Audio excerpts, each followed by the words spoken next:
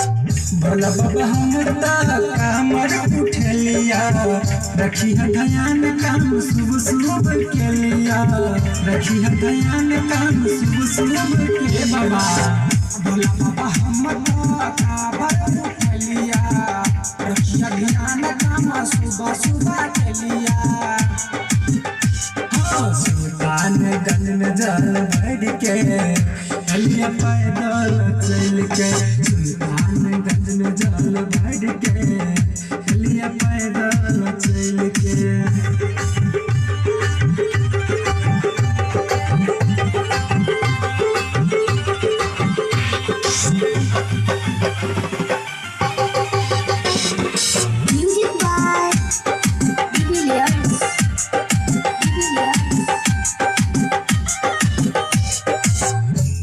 में पड़ गले बाबा हमरा छालायो बस भेजू न बाबा अहाँ अपन वालायो यो बाबा